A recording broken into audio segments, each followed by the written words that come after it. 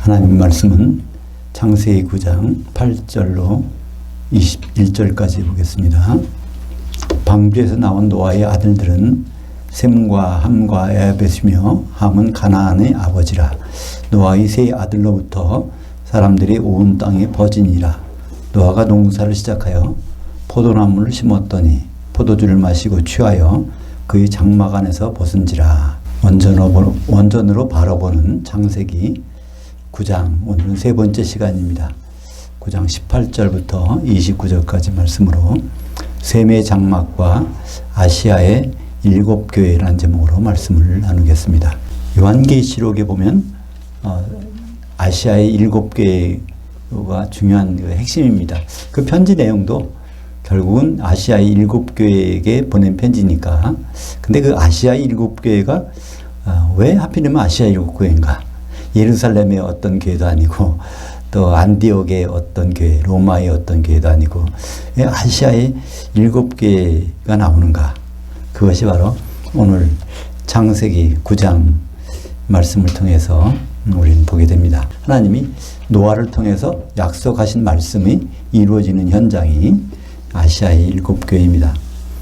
그 노아 홍수 후에 방주에서 나온 사람들이 있습니다. 8식구죠. 그 세 아들을 통해서 이제 자손이 전 세계로 흩어지게 됩니다. 그래서 셈, 함, 야벳. 우리는 셈이 형 같지만 막내입니다. 그 야벳이 큰형이고요. 항상 셈부터 나오는데 근데 야벳부터 나오는 데가 있어요. 이 다음 장 창세기 10장에 이제 세 아들의 족보가 표시할 때는 그 장자부터 표시합니다. 아벳 족속, 그 다음에 함 족속, 그 다음에 셈 족속 이렇게 거기서 나오게 됩니다.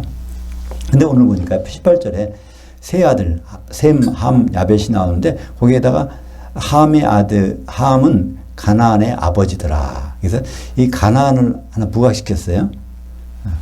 그러니까 노아의 손자죠. 가나안. 근데 가나안이 왜 등장했는가? 그것은 이제 후에 나오게 됩니다.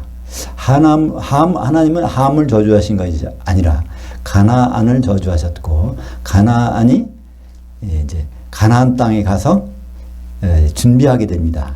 거기에 이제 아브라함이 그쪽으로 가서 그 땅을 누리게 되는데 준비가 안 됐으니까 다시 애굽에 갔다가 가나안 땅이 완전히 준비됐을 때 그로 들어오는 장면이 보입니다. 그래서 가나안은 아브라함의 자손이 정착할 수 있도록 거기에 준비하는 그런 역할을 하게 된 것을 볼 수 있습니다. 그래서 원래 이들은 같은 지역에 살았죠. 그러다가 이제 세 족속이 흩어지게 되는데 야벳은 어디로 흩어졌을까요? 창세기 10장 2절과 5절을 보면 야벳의 아들 보멜과 마곡과 마대와 야완과 두발과 메색과 디라스요. 5절에 이들로부터 여러 나라 백성으로 나뉘어져 각기 언어와 종족과 나라대로 바닷가 땅에 머물렀더라. 그래서 여기서 바닷가는 지중해입니다. 그러니까 지중해로 퍼졌다는 거죠. 그래서 지중해로 퍼져서 이제 유럽으로 올라가게 됩니다. 그래서 쭉 이제 가는 이 바다. 창세기 10장 6절에 보면 함은 어디로 갔는가?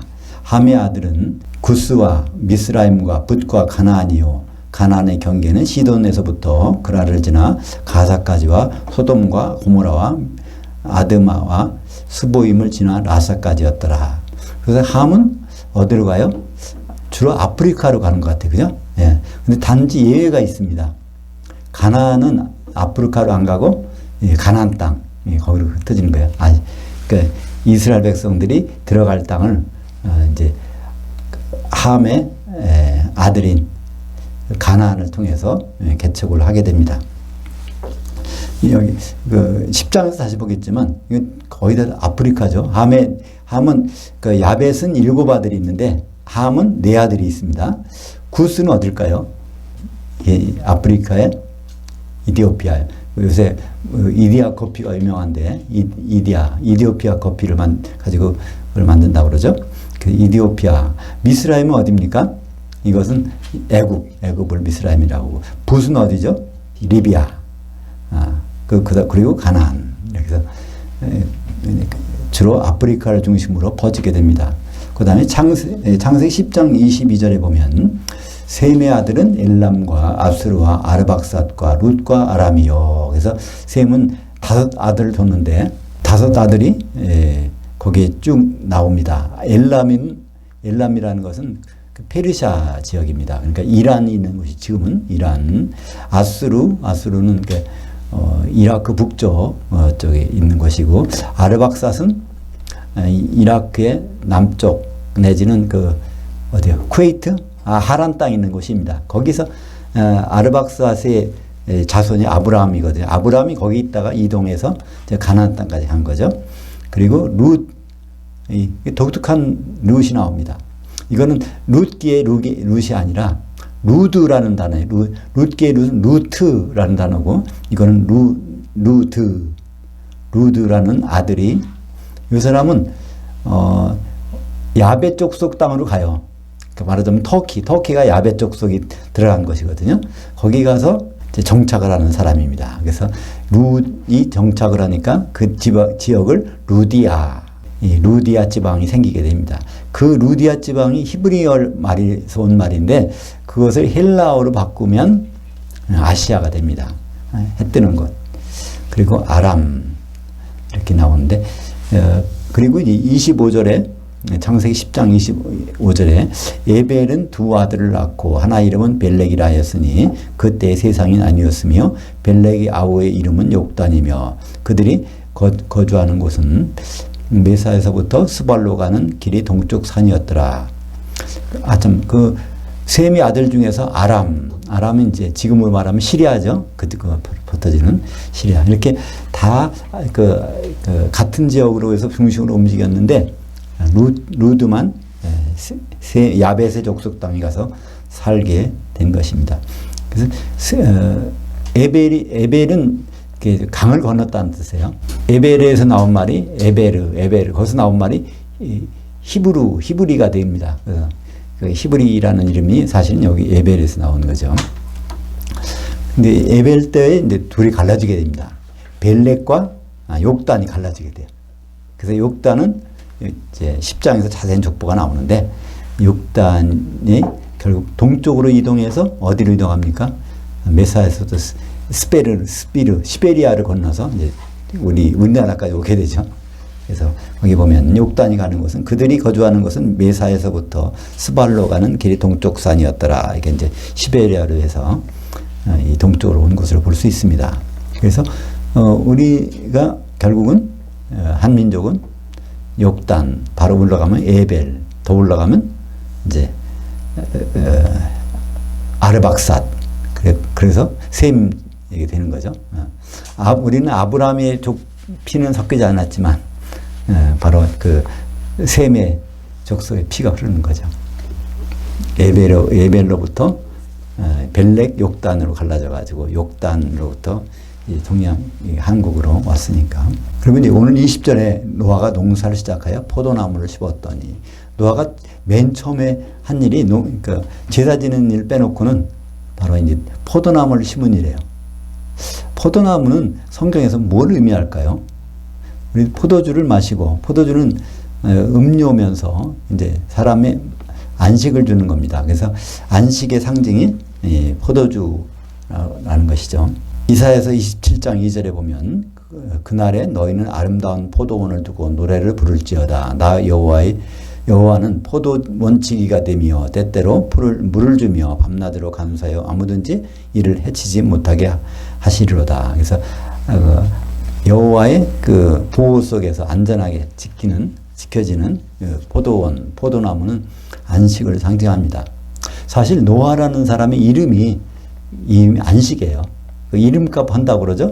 그래서 이름값을 하게 해주십니다. 창세기 5장 29절에 보면 이름을 노아라 하여 이르되 여호와께서 흙을 저주하심으로 수고롭게 일하는 우리를 이 아들이 안위하시리라 하였더라. 그래서 노아 아버지 라멕이 이름을 이렇게 지어줬어요. 무두셀라, 그 아들이 라멕이죠. 라멕의 아들이 노아인데, 그래서 이름이 안식이란 이름을 가졌습니다. 그 이름이 이제 성취되는 장면이 바로 이제 9장입니다. 9장에서 포도주를 마시고 안식을 취하는 거예요. 창세기 6장 9절에 보면 이것이 노아의 족본이라 노아는 의인이요 당대의 완전한 자라 그는 하나님과 동행하였으며. 그래서 이 노아가 포도주를 마시고 벌거벗고 그의 장막에 들어가는 그 사건이 우리가 이게 잘못된 거냐 잘된 거냐를 판단하는 기준이 여기 있습니다. 모세가 이걸 기록하면서 노아에 대해서 기록했어요. 근데 노아는 어떤 사람이라고요? 노아는 의인이라고 그랬어요. 당대의 완전한 자라. 그러니까 하나님 보시기에 아주 그 흠이 없는 자라. 그러니까 이것은 하나님과 동행하였다는 거예요. 그게 완료형으로 되어 있습니다. 그는 죽을 때까지 하나님과 동행한 그런 사람이었다는 걸 나중에 모세가 기록하고 있는 것입니다. 그러니까 모세가 중간에 흠이 있었다면 그러면 이런 기록이 없었겠죠. 그러니까 모세의 모든 생활의 속에서 포도주를 마시고 뻘거벗고 자기 장막에 들어가 있는 사건부터가 그에다 하나님과 동행했다는 거예요. 하나님과 동행했다는 것은 아모스 3장 3절에는 뜻이 같지 않은데 어떻게 동행하겠냐. 그러니까 하나님과 뜻이 같으니까 하나님과 생각이 같아서 그렇게 동행했다는 것입니다. 그러니까 노아 홍수 후에 하나님이 참 안식을 주신 것을 그걸 누리는 거예요. 자기 텐트 속에 들어가서. 그런데 이런 생각을 다른 사람이 알 리가 없었겠죠. 22절에 가나안의 아버지 함이 그의 아버지 하체를 보고 밖으로 나가서 그의 두 형제에게 알림해. 그러니까 아버지 하체를 봤다는 얘기는 가나안이 몰래 아버지 장막에 들어갔다는 얘기죠. 들어가서 그걸 보고 그냥 나왔어요. 그러니까 23절에요. 셈과 야벳이 옷을 가져다가 자기들이 어깨에 메고 뒷걸음질 쳐 들어가서 그의 아버지의 하체를 덮었으며 그들이 얼굴을 돌이키고 그들이 아버지의 하체를 보지 아니하였더라. 이거 우리말 번역으로 보면 그러니까 처음부터 셈과 야벳이 처음부터 어떤 옷을 가지고 뒷걸음쳐 들어가서 그걸 덮었다는 거로 우리는 이해가 돼요. 이걸 근데 원전을 번역해 보면 직역을 해 보면 그렇지 않습니다. 그 밑에 원전을 직역한 것을 같이 한번 읽어보겠습니다. 셈이 그 옷을 가져다가 야벳과 함께 자기들의 어깨에 메고 뒷걸음질 쳐 들어가서 그들의 아버지의 하체를 덮었으며 그들이 얼굴들을 돌이키고 그들의 아버지의 하체를 보지 아니하였더라. 여기에 이제 단수동사, 복수동사가 있는데 다 복수동사예요. 뭐만 단수동사냐면 옷을 가져온 때. 이건 단수동사예요. 한 사람이 했다는 거예요. 누가 그 자기 옷을 들었을까요? 셈이 자기 옷을 가지고 나왔어. 이게 보통 이 옷은 가죽옷이니까 좀 무거운가 보죠? 그러니까 그 형이 그를 거들어서 같이 가서 아버지의 하체를 덮어줬습니다.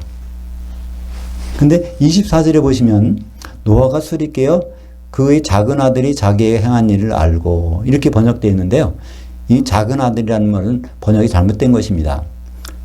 막내 아들이라는 뜻이에요. 여기에 24절 원전 직역을 볼까요? 노아가 술이 깨어 그의 막내 아들이 자기에게 행한 일을 알고 하는 것은 직접 경험했다는 얘기예요. 그러니까 이 막내 아들이 누굴까요? 그러니까 10장에 보면 정확하게 나옵니다. 야벳이 큰형이고 셈이 막내라는 거 금방 나오지만 여기서는 그 명확하진 않아요. 여기 봐서. 그러나 하여튼 이 막내 아들이 그 자기에게 행한 것, 옷 덮어준 것을 알았다는 거예요. 그럼 어떻게 알았을까요? 술 깨자마자 떠보니까 이게 누구 옷이라는 거예요? 셈의 옷이 거기 덮여져 있다는 거예요. 그죠?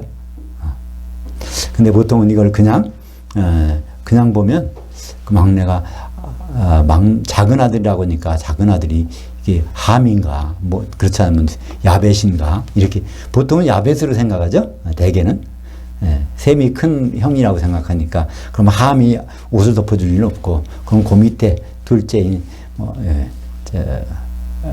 둘째라고 생각하는 또 막내라고 생각하는 야벳이 덮어졌다고 생각하는데 그것은 그렇지 않습니다. 셈의 옷이 노아의 수치를 가리고 있는 장면이죠. 그래서 그것은 창세기 42장 13절에 요셉의 형들이 애굽으로 와서 그 요셉을 만났을 때 그 자기의 아버지 소개를 하면서 우리 아버지가 있는데 지금 막내하고 같이 있습니다. 막내는 여기 안 왔지만 거기에 같이 있습니다. 베냐민을 지칭할 때 이 카탄이라는 말을 씁니다. 막내. 맨 밑에 형제.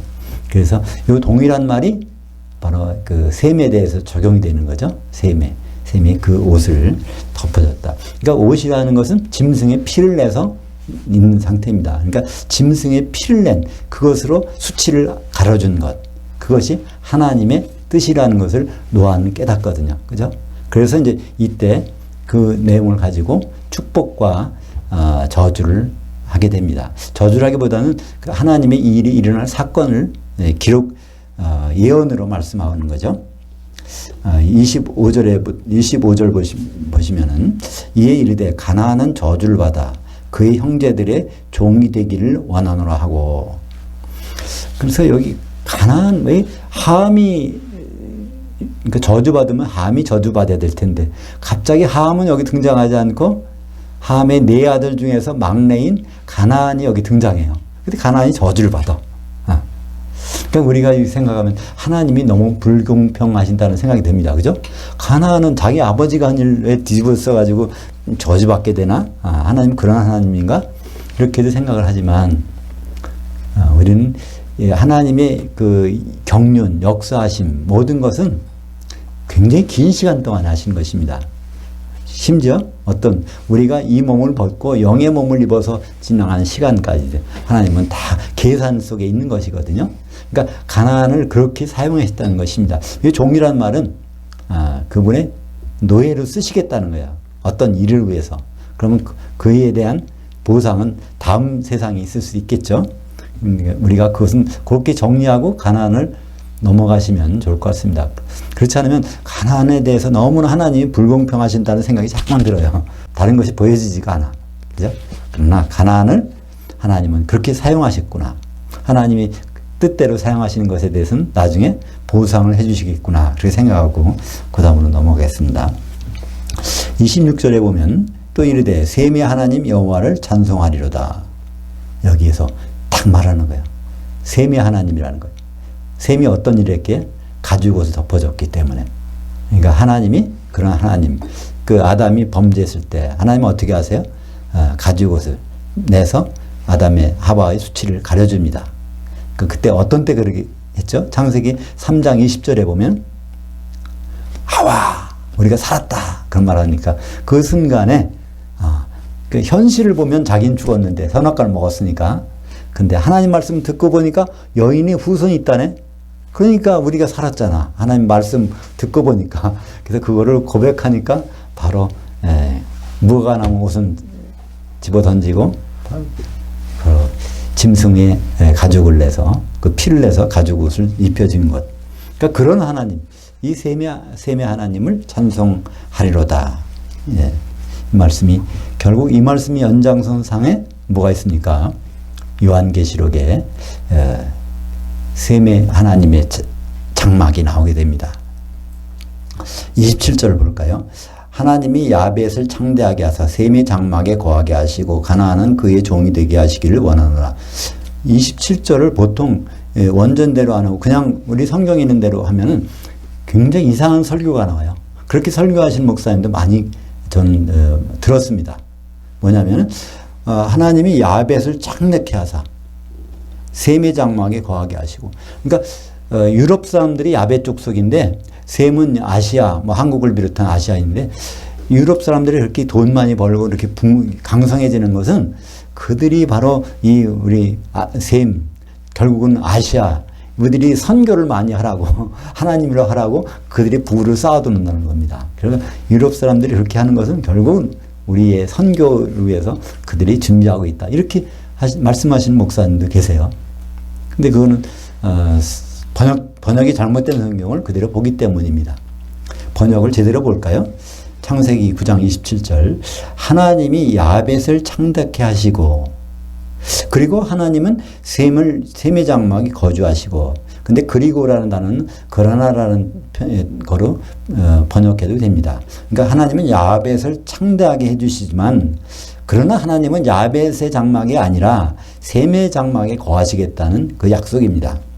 그러니까 야벳은 셈과 더불어 그런 일을 했어요. 선한 일을. 그래서 그 보상으로 이 세상에서 창대케 해주신다는 그 약속이 있습니다. 근데 하나님은 그럼에도 불구하고 야벳이 아니라 셈의 장막에 거하신다. 왜 그럴까요?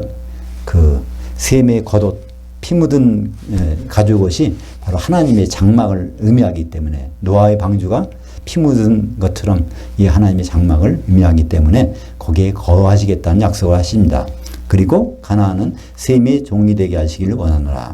그래서 가나안은 셈이 잘 정착할 수 있도록 모든 준비를 하는, 준비가 덜 됐으면 잠깐 이스라엘 백성들을 400년 동안, 430년 동안 잠깐 옮겨놓고 정리가 되면 다시 오게 하신. 우리들 그러잖아요. 우리가 재건축을 한다, 이 건물을. 그렇다면 잠깐 옮겨가야 되니까. 그러니까 거기 있다가 그게 준비가 되면 다시 이제 옮겨오는 것처럼. 이집트의 애굽에 있던 사건은 그런 사건입니다. 하나님이 가게 하셨고 시간이 되면 오게 하신 그 사건이 애굽의 출애굽 사건이죠. 출애굽 사건은 거기서 고통스러워서 꺼내준 것이 아닙니다. 약속한 기한이 참에 바로 가나안 땅으로 인도하신 하나님을 우리는 볼 수 있습니다. 야벳의 복은 셈을 도와준 자의 복. 이것은 바로 이 땅에서 잘 되는 것입니다. 그래서 이 비슷한 말이 어디 있을까요? 신약 성경에 요한 3서 2절입니다. 그죠? 사랑하는 자여, 내 혼이 잘됨 같이 내가 범사에 잘되고 강건하기를 원하노라. 이런 말이 있어요. 그것은 영적인 축복과는 관계없는 겁니다. 거긴 영이라는 단어가 없어요. 그것을 이용할 때 삼박자 축복이라고 해서 영이 잘되면, 영혼이 잘되면 혼이 범사가 잘되고 건강해진다. 이렇게 사용하는데 그것은 말씀을 잘못 사용하는 것입니다. 그러면 그 말은 하나님 말씀도 아니에요. 사도 요한이 자기 친구가 참 생각하는 바가 옳으니까 혼이 옳은 생각을 하고 있는데, 그러니까 사람들이 오면은 잘 그걸 대접해서 그런 일은 잘하는데 이게 일이 잘 안 됐나 봐요. 또 건강이 안 좋은가 봐요. 그래서 그 사람에 대해서 권면해주고 그러니까 그 복을 주는, 축복해주는 장면으로 그 말씀을 한 것입니다. 그래서 야벳과 같은 복이라고 할 수 있어요. 야벳은 영적인 축복이 아니라 이 세상에서 형통케 해주신다는 야벳의 복을 여기서 볼 수 있습니다. 그런 반면에 셈의 복은 다르죠. 하나님이 그 속에 들어와 계시겠다는 것입니다. 하나님이 들어와 계신다면 그것이 바로 성전이 되는 복이죠. 그죠? 하나님의 성전. 그러니까 성전은 교회고 나중에 새 예루살렘. 그것이 바로 성전이 되죠. 그것이 바로 이 셈을 통해서 이루어진다는 걸 볼 수 있습니다. 근데 셈이 다 그러냐?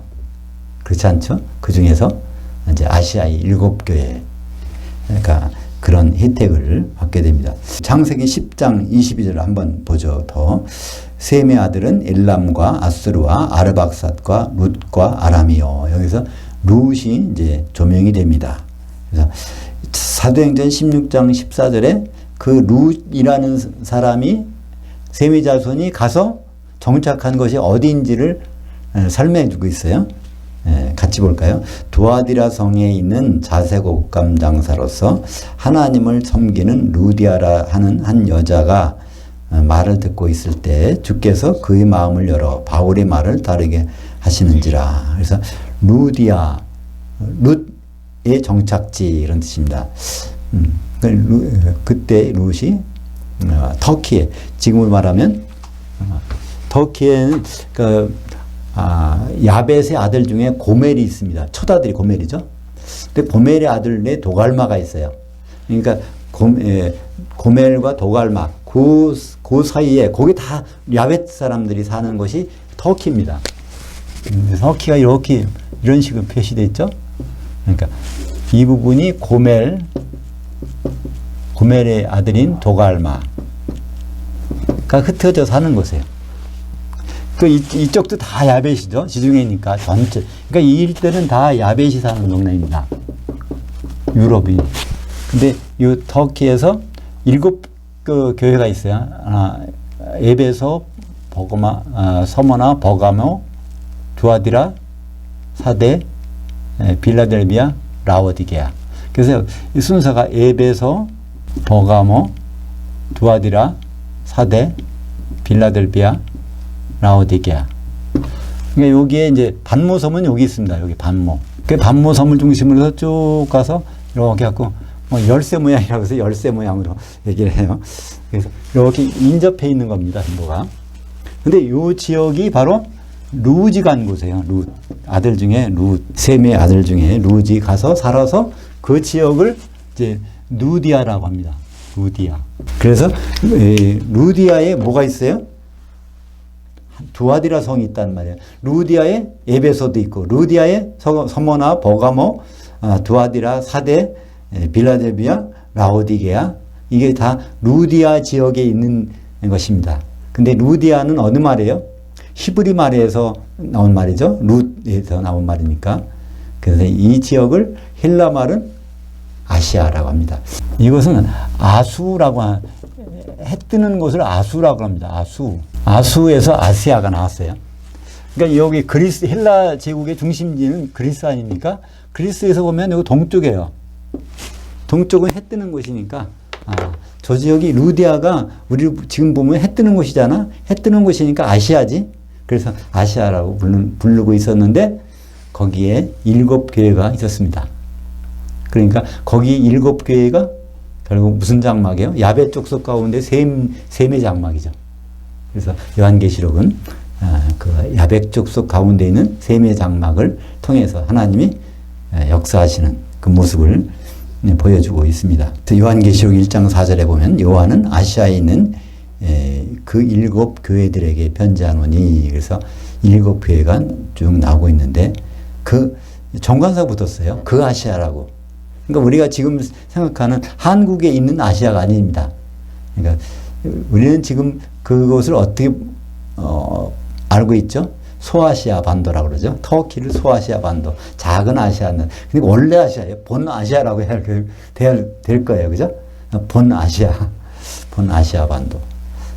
거기에 하나님이 노아를 통해서 축복하신 내용이 이제 결국 예수님이 오실 때 완성되는 그런 교회. 그래서 이 아시아 7교회가 결국 이제 1장 13절, 요한계시록 1장 13절에 보면 7 촛대 가운데 인자가 거기에 딱 오시죠. 그러니까 바로 하나님의 장막이 되는 것이고, 그것이 완성된 것이 요한계시록 21장의 새 예루살렘으로 나타나고 있습니다. 기도하겠습니다.